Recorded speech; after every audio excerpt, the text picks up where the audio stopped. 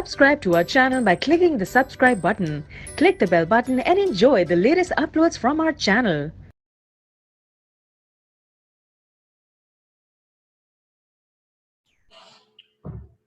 बिस्मिल्लाहिर्रहमानिर्रहीम, अस्सलाम वालेकुम।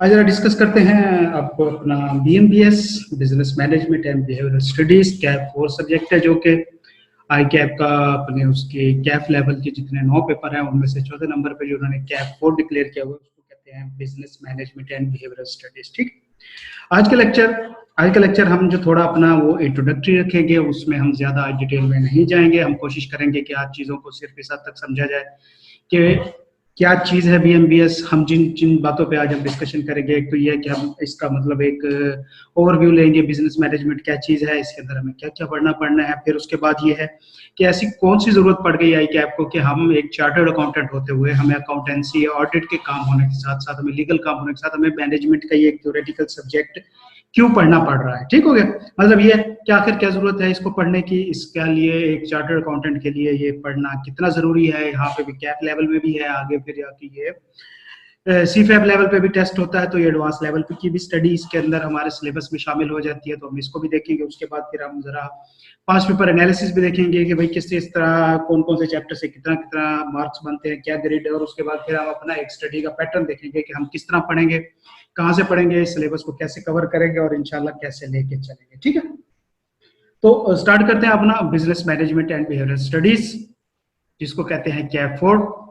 देखो भाई, पहले तो हम एक चीज ध्यान में रखें कि चार्टर्ड अकाउंटेंट होते हुए जब आप कहीं पे किसी फर्म के अंदर या किसी ऑर्गेनाइजेशन के अंदर आप एम्प्लॉय होते हैं, तो वहां पे ये नहीं होता कि आप एक अकाउंट ऑफिसर की जॉब पे जाते हैं या आप हेड ऑफ इंटरनल ऑडिट वगैरह या अकाउंट्स का या फाइनेंस का मैटर कर रहे होते हैं। नहीं, आपको कई किस्म के टास्क करने पड़ते हैं। हम चार्टर्ड अकाउंटेंट जो होते हैं हम मल्टीटास्किंग लोग होते हैं, मतलब हम कई तरह के काम कर सकते हैं। हम हर तरह के तकरीबन एक बिजनेस का इंफ्रास्ट्रक्चर होता है उसको परफॉर्म कर सकते हैं। से कि जिस तरह उसकी फाइनेंस डिवीजन है हम उसको पे काम कर रहे हैं, हम अकाउंट्स डिवीजन है हम उस पर काम कर रहे होते हैं, हम HR पे भी काम कर रहे होते हैं, हम ऑडिट वाले internal audit matter external audit matter उनको भी देख रहे होते हैं। अब बात यह है कि अगर एक अकाउंटेंट की हमारे चार्टर्ड अकाउंटेंट की हमारी अगर मेन प्रोफिशिएंसी देखी जाए कि मतलब हम किसके अंदर स्पेशलिस्ट होते हैं, तो वो जनाब आप कह सकते हैं कि हमारी जो स्पेशलाइजेशन है वो होती है ऑडिट और अकाउंट्स में। ठीक हो गया, अकाउंट्स की हद तक हम जब हम बात करते हैं अकाउंट्स बनाते हुए हमें हर सूरत, अगर देखो अकाउंट्स क्या होते हैं, अकाउंट्स होता है सिर्फ उसके अंदर फाइनेंशियल इंफॉर्मेशन जो होती है किसी कंपनी की वो डालना। अब वो फाइनेंशियल इंफॉर्मेशन कहाँ से आ रही होती है कंपनी की, वो किसी एक जगह से तो नहीं आ रही होती, वो मुख्तलिफ जो डिपार्टमेंट होते हैं उसके फंक्शंस होते हैं एक ऑर्गेनाइजेशन के, उसके अंदर से जनरेट होकर आ रही होती है। मतलब HR की अपनी फिगर आ रही होंगी, सैलरीज की, पेरोल की, इस तरह रेवेन्यू वालों की अपनी फिगर आ रही होंगी।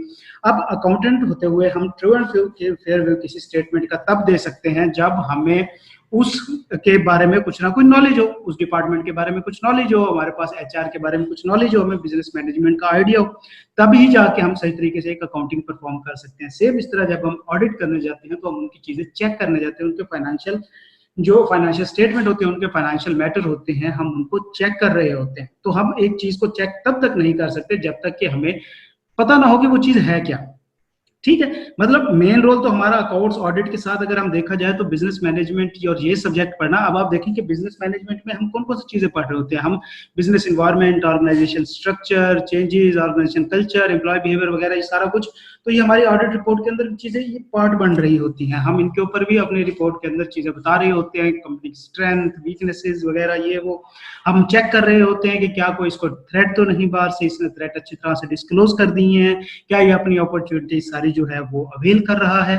तो इस तरह के बहुत सारे मैटर होते हैं जब हम चीजों को चेक कर रहे होते हैं। ठीक है, इसके अलावा ये नहीं कि हम सिर्फ एक ऑर्गेनाइजेशन के अंदर ऑडिट या अकाउंट्स पे बैठे होते हैं, हम वहाँ के अपने अंदर मैनेजमेंट के जो टास्क होते हैं उनको डिजाइन कर रहे होते हैं, जॉब डिस्क्रिप्शन में भी हम उनको साथ देते हैं। उसके बाद फिर ये है कि ओवरऑल एक ऑर्गेनाइजेशन के अंदर तकरीबन 75% काम हो रहे होते हैं, हम उनके अंदर अच्छे तरीके से उनको हेल्प आउट कर सकते होते हैं और कर रहे होते हैं, मुख्तलिफ पोजीशंस के ऊपर बैठे होते हैं। तो लिहाजा सिर्फ हम इस जगह नहीं होते कि हम ऑडिट अकाउंट्स में नहीं जाते, हम ऑडिट का काम भी कर रहे होते हैं, हम अकाउंट्स का काम भी कर रहे होते हैं, हम लीगल एडवाइस भी कर रहे होते हैं, क्यों हमारे सिलेबस में लॉ भी है, उसके बाद ये कि हम फाइनेंस के डिसीजन भी कर रहे होते हैं, साथ में उनके मैनेजमेंट के डिसीजन वगैरह होते हैं। अब जब आप एडवांस लेवल पे जाएंगे और सीफैब में बीएमबीएस पढ़ेंगे तो वहाँ पे हायरिंग, रिक्रूटमेंट, एचआर डिपार्टमेंट, इन सारी चीजों की बातें आ जाती हैं बीच में, तो वो सारा कुछ आपके अंदर आता है। एक रीजन ये होती है। दूसरी रीजन ये होती है कि ऑडिटर को खुद, चार्टर्ड अकाउंटेंट को खुद तैयार करना, खुद ग्रूम करना भी इसकी वजह है। क्या मतलब कि देखो कि लीडरशिप यहाँ पे आप पढ़ते हैं एक टॉपिक या मोटिवेशन या एम्प्लॉय बिहेवियर, तो आपको पता चलता है कि आपके अंदर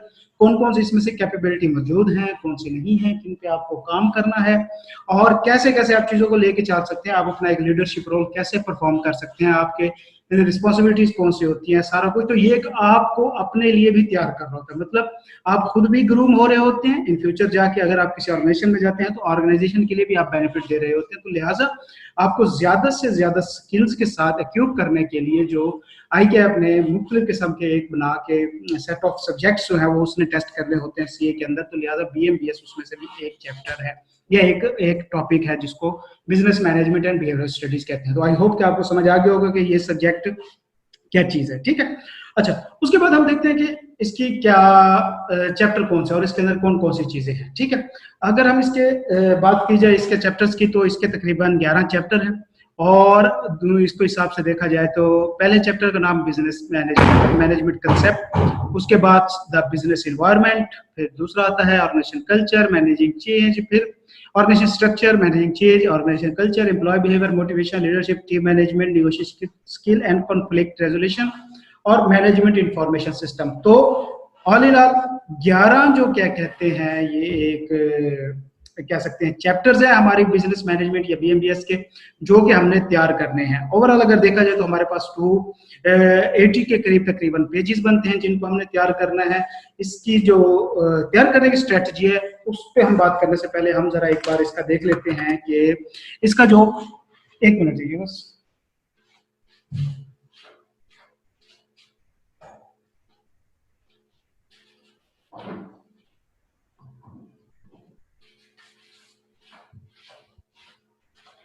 इसका जो वेटेज है, मतलब मार्क्स में जो वेटेज है, हम एक बार उसको देख लें कि इसके मार्क्स किस किस तरह आते हैं और क्या वेटेज है उनका। उसके बाद फिर हम अपनी एक स्ट्रेटेजी इवॉल्व कर लेंगे कि भैया हमने किस तरह तैयारी करनी है, हमने कैसे चीजों को लेके चलना है, ठीक हो गया। तो सबसे पहले देखते हैं कि जो इसका पहला और दूसरा चैप्टर है, चैप्टर 1 एंड 2, इसके टोटल मार्क तकरीबन वो 25 नंबर है, मतलब एवरेज इसमें से 25 नंबर का पेपर डिस्कस होता है और क्या कहते हैं ICAP जो है इसको टेस्ट करता रहता है, ठीक हो गया। उसके बाद फिर हम जब बात करते हैं चैप्टर 3, 4 और 5 की,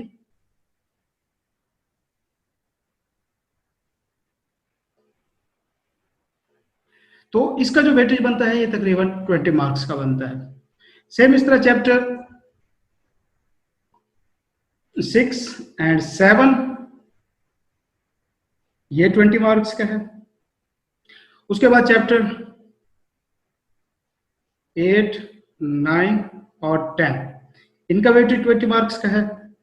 और उसके बाद चैप्टर 11 IT वाला, इसका जो वेटेज है तकरीबन 15 मार्क्स का है, तो ये टोटल 100 मार्क्स बनते हैं, ठीक है। अच्छा, अब हम अगर इसको देखें थोड़ा सा इस प्रोस्पेक्टिव में कि देखिए कौन सा सिलेबस का एरिया ज्यादा कवर हो रहा है, कहाँ पे जो टेस्टिंग है वो एक्सटेंसिव हो रही है और कहाँ पे हमारे पास क्या कहते हैं एक एवरेज जो है वो एक अच्छा मार्जिन है कि हम अगर एक बनाना चाहें तो। देखो ये पहले 2 चैप्टर हैं 1 से लेके 71 मतलब तकरीबन 100 पेजेस तक। पहले 100 पेजेस में से 25 पेपर नंबर का पेपर आना है और मजे की बात यह है कि इसके अंदर याद करने वाला अगर इसके 100 पेजेस हैं, अगर हम इसके नोट्स बनाएं और इन चीजों को क्या कहते हैं कि हम इसके अंदर से निकालें, इसका क्रक्स निकालें कि भैया ये तैयारी में कौन कौन सी चीज और कितनी तैयार करनी है जो ICAP रेलिवेंट है या जो हमने एग्जाम में प्रोड्यूस करनी है, तो ये 100 पेजेस है, इसके बाद मुश्किल को 30 पेजेस के नोट्स बन जाते हैं। मतलब हम इसके अंदर से एक्सप्लेनेशन निकाल दें, हम इसके अंदर से थ्योरी का जो पोर्शन है उसने एक्स्ट्रा दिया होता है, एग्जांपल्स दी होती है, अगर उनको निकाल के हम अपना पॉइंट टू करें तो 100 में से जस्ट 30 पेजेस बनते हैं जो कि थ्योरीज वगैरह हैं और मेजर जो है वो थ्योरीज हैं वही टेस्ट होती हैं। और इन पहले 2 चैप्टर में से भी पहला चैप्टर ज्यादा थोड़ा सा इंपॉर्टेंस का है कि उसमें ज्यादा थ्योरीज वगैरह है, सेकंड चैप्टर में इतनी थ्योरीज नहीं है, उसमें ज्यादा एक्सप्लेनेशन वगैरह है, तो वो चैप्टर बनस्बत पहले की आसान है। लेकिन ये चैप्टर जो है लेंथी हैं, 25 नंबर का पोर्शन जो है वो ये कवर करती हैं। उसके बाद हम बात करते हैं चैप्टर 3, 4, 5। चैप्टर 3, 4, 5 कौन सा हुआ? ऑर्गेनाइजेशन स्ट्रक्चर, मैनेजिंग चेंज और ऑर्गेनाइजेशन कल्चर।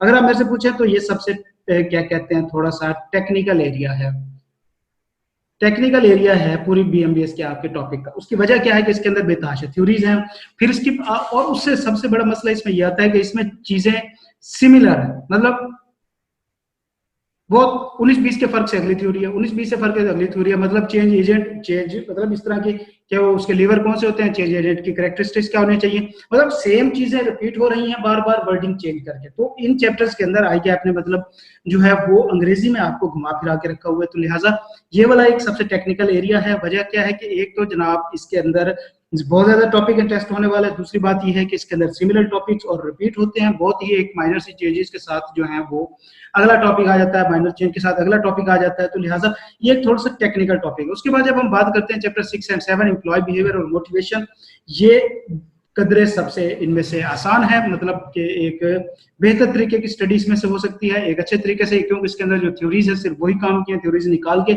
और उनके की पॉइंट्स याद करके हम उसको क्या कहते हैं एक तैयार कर सकते हैं, और वो भी अच्छे तरीके से तैयार कर सकते हैं। फिर उसके बाद जनाब जी क्या कहते हैं आता है चैप्टर 8, 9 और 10, मोटिवेशन, लीडरशिप और टीम मैनेजमेंट। ठीक हो गया।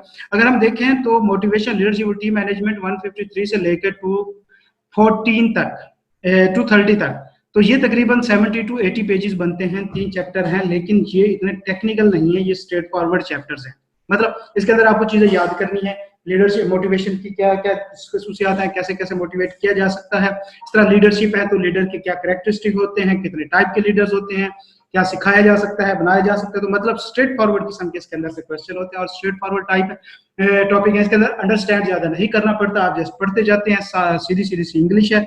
तो लिहाजा ये वाला जो एक ग्रिड है ये भी कदरे आसान है। उसके बाद 11 चैप्टर तो माशाल्लाह एक ही चैप्टर है, आईटी का चैप्टर है। इसमें से पहला पोर्शन जो है वो तो सिंपल है, जिसके अंदर आपको मतलब मुख्तलिफ किस्म का उसने एक आईटी रिलेटेड आइडिया दिया है कि भाई क्या होता है प्राइमरी स्टोरेज, सेकेंडरी स्टोरेज, ये चीजें वो चीजें, कंप्यूटर कैसे, ब्ला ब्ला, ये चीज है। लेकिन हाँ जो दूसरा पार्ट है उसके अंदर जाकर उसमें थोड़ा सा कंफ्यूज करता है। वो भी सिर्फ इस वजह से कंफ्यूज होते हैं स्टूडेंट, या उसको समझ आने में मसला पड़ता है कि हमारा अभी तक इतना बैकग्राउंड नहीं है आईटी का, हम चीजों को नहीं समझ रहे होते। लेकिन जब आप फॉर्म में जाते हैं तो वहां पे आपको सारा कुछ पता चल जाता है कि भाई ईआरपी क्या चीज होती है, मैनेजमेंट इंफॉर्मेशन सिस्टम क्या होता है, इस तरह प्रोक्योरमेंट सिस्टम क्या है, इन्वेंट्री सिस्टम क्या है। तो ये सारे सिस्टम आपको आर्टिकल के दौरान आपको पता चल जाते हैं।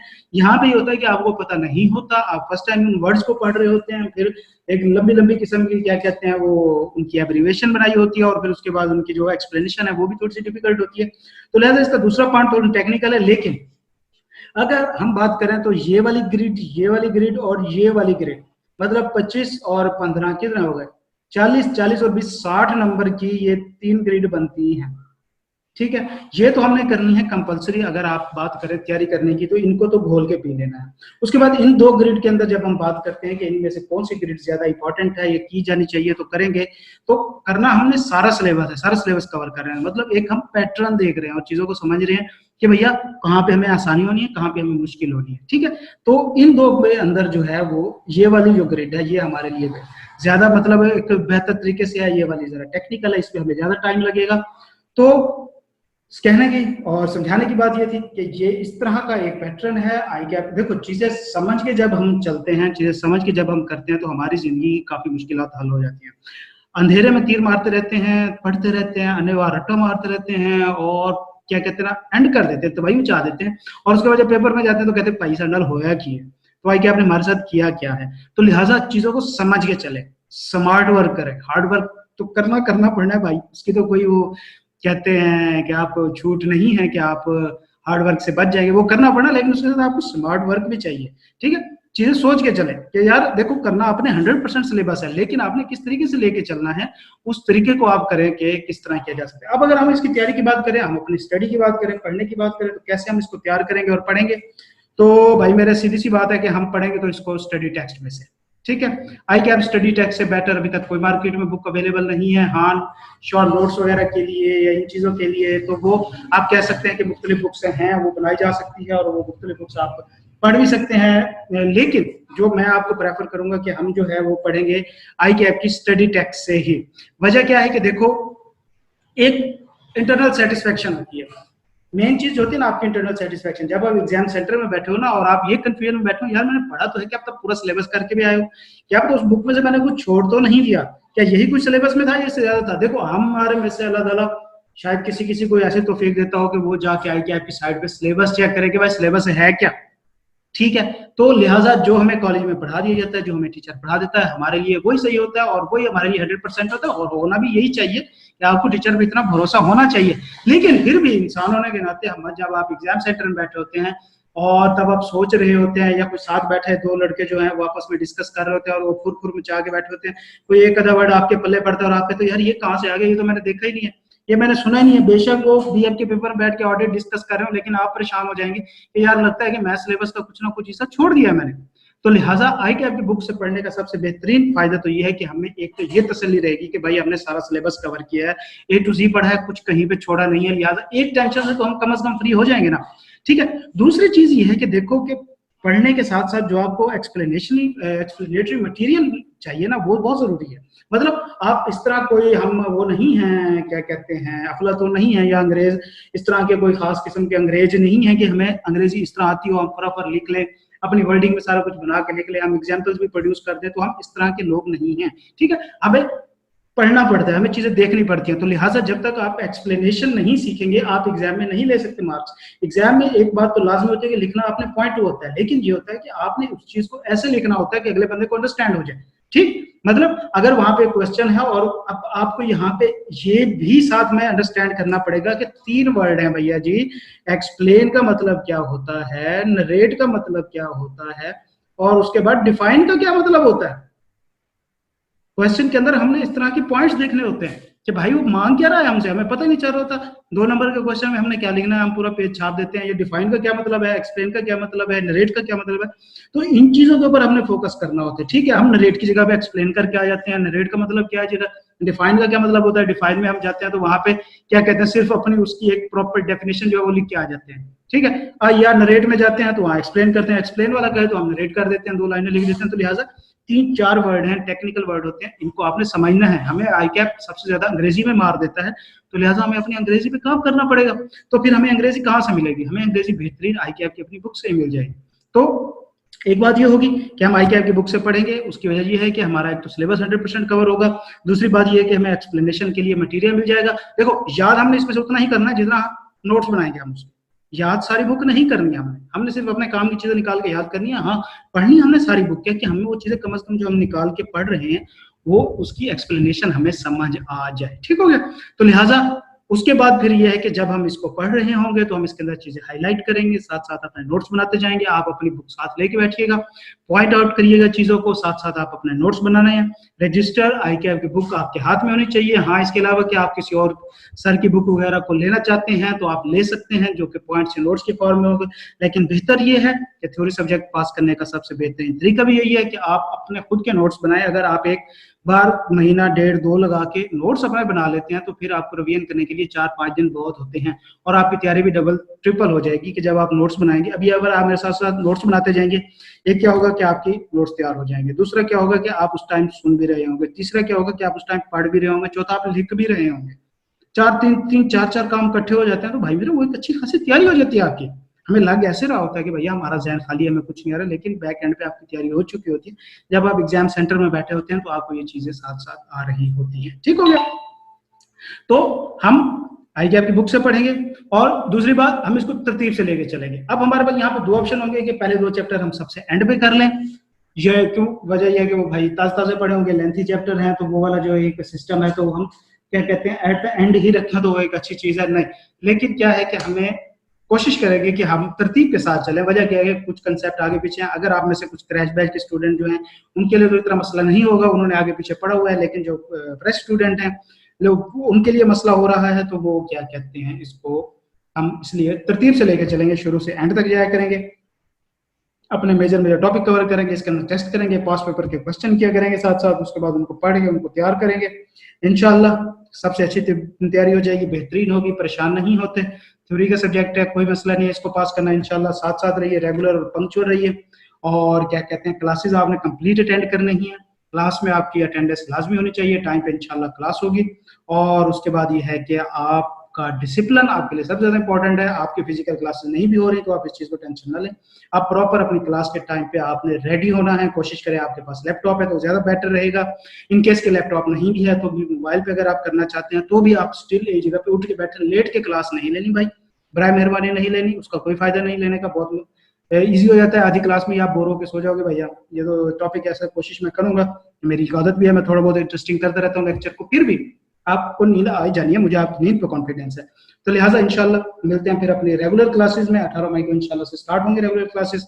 तब तक के लिए मेहनत कीजिए, अपनी तैयारी कंप्लीट कीजिए, रमजान के रोजे शोजे रखें, एंजॉय करें। अल्लाह ताला आप सबको अपनी ज़ुबान में रखे। अल्लाह हाफिज।